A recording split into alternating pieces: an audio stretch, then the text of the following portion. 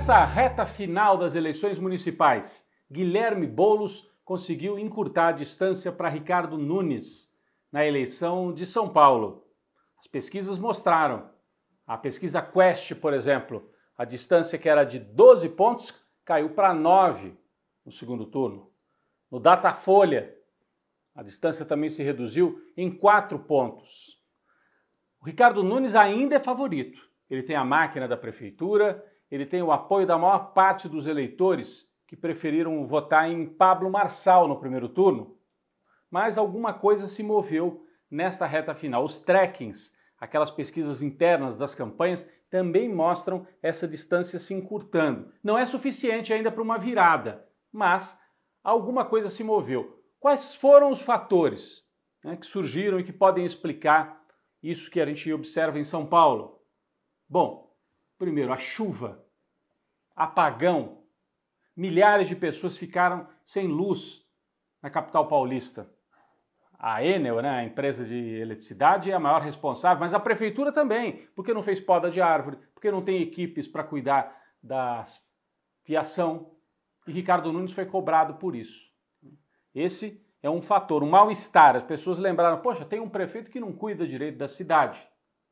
Numa eleição que parecia quase definida, isso acabou influenciando. Segundo ponto, Bolsonaro apareceu. Bolsonaro apoia o Ricardo Nunes. No primeiro turno, ele ficou com um pé em cada canoa. Ficou apoiando o Marçal um pouco, depois o Ricardo Nunes. O Nunes, inclusive, tem uma certa mágoa, porque o Bolsonaro ameaçou abandonar a campanha, mas no segundo turno, na hora da reta final, o Bolsonaro apareceu. A gente tem as imagens aqui, foi para um evento com o Ricardo Nunes, numa churrascaria, E qual é o problema? O Bolsonaro é muito rejeitado em São Paulo, ele perdeu a eleição para presidente na capital paulista, perdeu para o Lula. O Bolsonaro, nesse evento, constrangeu o Ricardo Nunes porque deu uma entrevista questionando mais uma vez as urnas. Aí uma repórter perguntou, ô prefeito, Nunes, o senhor concorda com isso? As urnas não são confiáveis? E aí o Ricardo Nunes tomou um susto. Bom, são detalhes, mas uma somatória de fatos. As pessoas também olham e falam, eu vou votar num cara que é tão ligado assim ao Bolsonaro? E por que o Bolsonaro apareceu agora? Bom, porque ele quer estar na foto como vencedor, apesar de não ter ajudado no primeiro turno. E o segundo ponto mais importante para ele quer um pedaço da prefeitura, quer os cargos, especialmente Secretaria da Educação. O PL, o partido do Bolsonaro, já falou. Quer tomar conta, imagine só o risco para quem mora em São Paulo.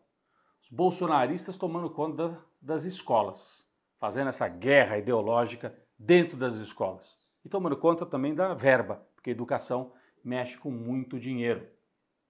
Tudo isso aconteceu, além do fato de que o Pablo Marçal, de maneira surpreendente, convidou os dois candidatos para uma live, para uma espécie de sabatina promovida por ele. Pablo Marçal quer ganhar tráfego nas redes, monetizar e quer virar um personagem também do segundo turno. O Nunes nem respondeu. O Boulos resolveu topar essa conversa. Tudo isso pode ter mexido aí nas intenções de voto. Ainda assim, Ricardo Nunes chega no domingo como favorito para continuar à frente da Prefeitura de São Paulo. O Boulos está lutando muito, fez uma campanha interessante no segundo turno, politizada, foi para a rua, mesmo sem o apoio, sem a presença do Lula, que sofreu um acidente doméstico lá em Brasília e não pôde vir para esta reta final. Bem, o Bolsonaro pode colher uma vitória em São Paulo, apesar de ser uma vitória que ficará muito mais na conta do Tarcísio, governador de São Paulo, do que do próprio Bolsonaro, mas ele vai tentar cantar esta vitória. Eu ajudei, eu indiquei o vice do Nunes, eu tive lá. Agora, em outras capitais, Brasil afora, o bolsonarismo raiz está em dificuldade. Está em dificuldade. A gente pode lembrar alguns casos. Engler, que é o candidato bolsonarista do PL em Belo Horizonte, está em segundo lugar. O favorito é o Fuad Noman, do PSD, um homem de centro, sem esse radicalismo do Bolsonaro. Belém do Pará, delegado Éder Mauro, que é um sujeito que apronta, provoca, um provocador bolsonarista, deve tomar uma sova do candidato do MDB em Belém do Pará. O Queiroga, lembram dele, que foi ministro da Saúde do Bolsonaro?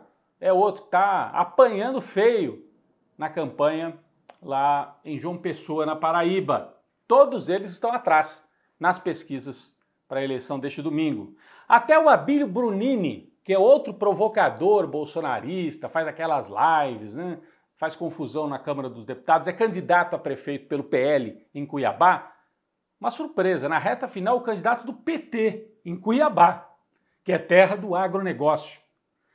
O candidato do PT embolou a disputa e o Brunini perdeu aquele favoritismo, parecia que ia ganhar fácil. Então, o bolsonarismo, esse raiz assim, está mostrando dificuldade, né? Uma eleição que é surpreendente e que tem bolsonarista é Fortaleza. Fortaleza é a eleição mais disputada desse segundo turno. Lá o André Fernandes, que faz parte desse grupo de bolsonaristas de rede social, está disputando com o Evandro Leitão do PT. Empate absoluto. A pesquisa chegou a dar 43-43 no segundo turno entre os dois candidatos. Chega empatada a disputa nesse fim de semana decisivo. Fortaleza tem alguns dados importantes. Essa capital onde PL e PT se enfrentam numa disputa muito equilibrada e é a capital onde o Ciro acaba de se enterrar politicamente, né?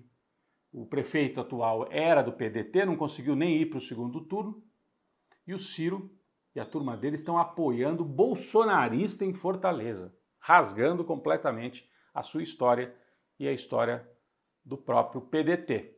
Nesta semana final, o André Fernandes, que é o candidato bolsonarista de Fortaleza, deu 2 tiros no pé, né?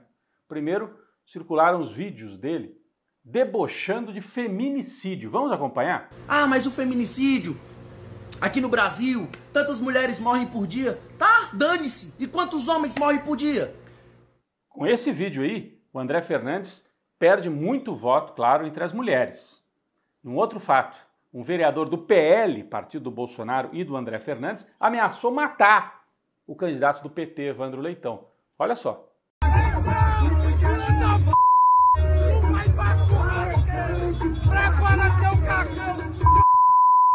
Com isso, muita gente vê o Evandro Leitão com vantagem na reta final pelos erros cometidos pela campanha bolsonarista, o medo de que eles levem essa violência para Fortaleza.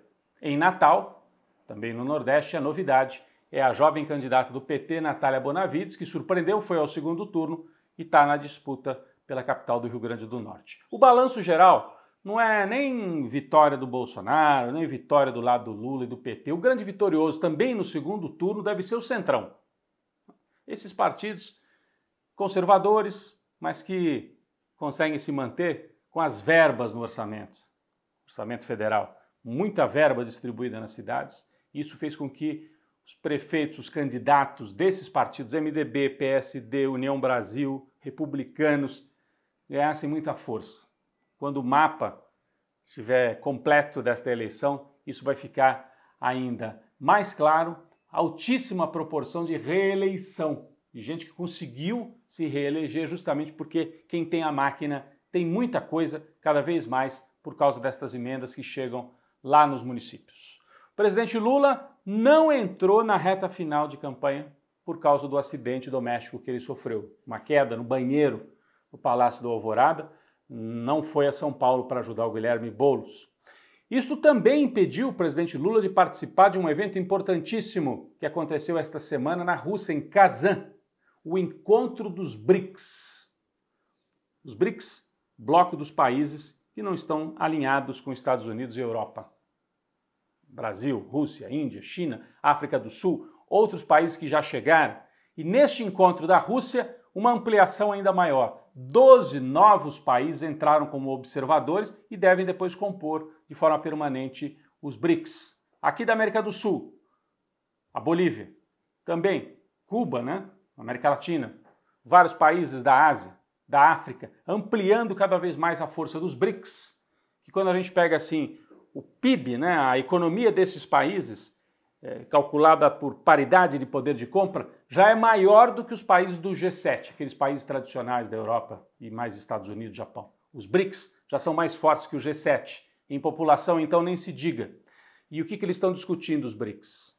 deixar de usar o dólar para fazer comércio internacional. Isso pode ser um baque tremendo para a economia dos Estados Unidos. O presidente Lula falou sobre isso.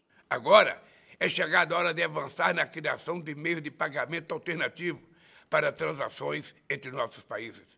Não se trata de substituir nossas moedas, mas é preciso trabalhar para que a ordem multipolar que almejamos se reflita no sistema financeiro internacional. Essa discussão precisa ser enfrentada com seriedade, cautela e solidez técnica, mas não pode ser mais adiada. Bom, esse vídeo foi gravado aqui no Brasil, o Lula não pôde viajar, mas participou então deste encontro de maneira remota, lembrando que o Brasil assume a presidência dos BRICS com o Lula a partir de 2025, vai ter essa responsabilidade, um momento delicado em que a Venezuela, que deveria entrar também nos BRICS, acabou sendo barrada por pressão do Brasil. A disputa entre Lula e Maduro está pesada. O Brasil não quis que a Venezuela entrasse nos BRICS nesse momento e foi respeitada a posição brasileira. Eu acho que foi um erro, porque a Venezuela é um país importante, petróleo, essa história das eleições, eu acho que a gente não deve se meter nisso e deveria ter trazido a Venezuela também para os BRICS. Mas a decisão foi tomada e a partir do ano que vem é o Brasil na presidência desse bloco cada vez mais forte internacionalmente.